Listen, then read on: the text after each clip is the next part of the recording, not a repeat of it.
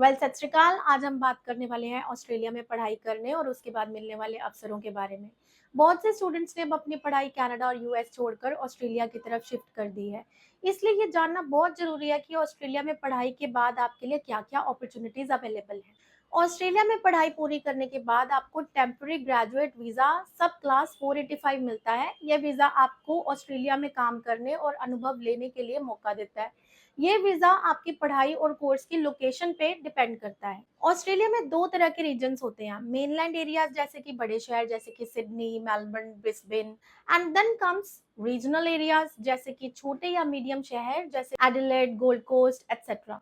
इन दोनों क्षेत्रों में पढ़ाई करने से वर्क वीजा की ड्यूरेशन अलग अलग होती है। अगर आप मेनलैंड एरियाज में पढ़ाई करते हैं जैसे कि मेलबर्न या सिडनी, अगर आप डिप्लोमा कोर्सेज करते हो तो आपको 18 मंथ्स का पोस्ट स्टडी वर्क वीजा मिलेगा। इसका मतलब है कि पढ़ाई पूरी करने के बाद आप 1.5 साल तक ऑस्ट्रेलिया में काम कर सकते हैं। अगर आप बैचलर डिग्री कर रहे हो तो आपको 2 साल का वीजा मिलेगा। आप इस दौरान किसी भी जॉब में काम कर सकते हैं और एक्सपीरियंस ले सकते हैं। मास्टर करने वाले स्टूडेंट्स को 3 साल का वीजा मिलता है। यह आपके करियर के लिए काफी मददगार है। अगर आप पीएचडी कर रहे हैं तो आपको 4 साल का पोस्ट स्टडी वर्क वीजा मिलेगा। इससे आप लंबे समय तक ऑस्ट्रेलिया में काम कर सकते हैं और पीआर की तैयारी भी कर सकते हैं। कुल मिला के मेनलैंड एरियाज में वीजा ड्यूरेशन आपके कोर्स के हिसाब से तय होती है। अगर आप रीजनल एरियाज में पढ़ाई करते हैं जैसे कि एडिलेड, गोल्ड कोस्ट या हॉबर्ट, डिप्लोमा करने वाले स्टूडेंट्स को 2 साल 7 महीने का वीजा मिलेगा। बैचलर करने वाले स्टूडेंट को 3 साल का वीजा मिलेगा। मास्टर करने वाले स्टूडेंट को 4 साल का वीजा मिलेगा और पीएचडी करने वाले स्टूडेंट्स को 5 साल का वीजा मिलेगा।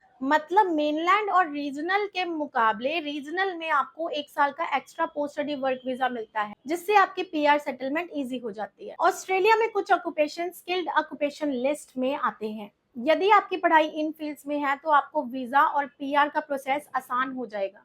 जैसे कि इंजीनियरिंग में सिविल, मैकेनिकल या इलेक्ट्रिकल की स्टडी आप कर लो, हेल्थ सेक्टर में डॉक्टर, नर्स और फार्मासिस्ट, आईटी सेक्टर में software engineer, system analyst etcetera. अगर आपका कोर्स स्किल्ड ऑक्यूपेशन लिस्ट में आता है तो रीजनल एरिया या मेनलैंड दोनों में आपका करियर और पीआर का रास्ता बहुत आसान हो जाता है। ऑस्ट्रेलिया में अब स्टूडेंट्स के लिए बहुत ही वेलकमिंग एनवायरनमेंट है। बिना आइल्स के भी कई इंस्टीट्यूशन स्टूडेंट्स को एडमिशन दे रहे हैं।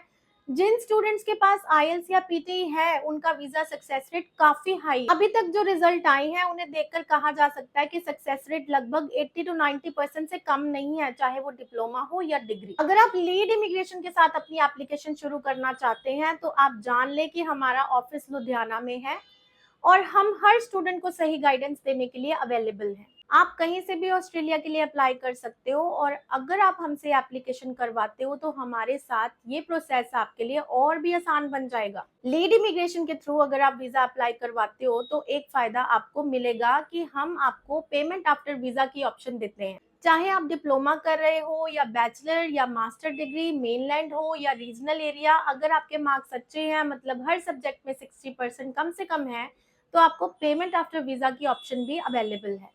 जिन स्टूडेंट्स के मार्क्स कम हैं उन्हें ऑस्ट्रेलिया में एडमिशन लेने में दिक्कत हो सकती है, लेकिन जिनकी पढ़ाई में कोई भी कमी नहीं है उनके लिए प्रोसेस स्मूथ रहेगा और कोई डिले नहीं होगा। मेरी एडवाइस है कि 2025 पास आउट वाले स्टूडेंट्स डिग्री प्रोग्राम में जाएं, क्योंकि वहां वीजा मिलने की पॉसिबिलिटी 100% है और आगे किसी भी चीज में कोई प्रॉब्लम नहीं आएगी। जहां 2022, 23, 24 पास आउट स्टूडेंट्स की बात है, उन्हें यूनिवर्सिटीज जल्दी एडमिट नहीं करेंगी, इसलिए उनके लिए डिप्लोमा प्रोग्राम ही सही रहेगा। सही गाइडेंस के साथ ही आप ऑस्ट्रेलिया स्टूडेंट वीजा अचीव कर सकते हैं। आप हमारी टीम से मिलकर अपनी एप्लीकेशन नवंबर या फिर फरवरी 2026 इनटेक के लिए स्टार्ट कर सकते हैं। शुक्रिया।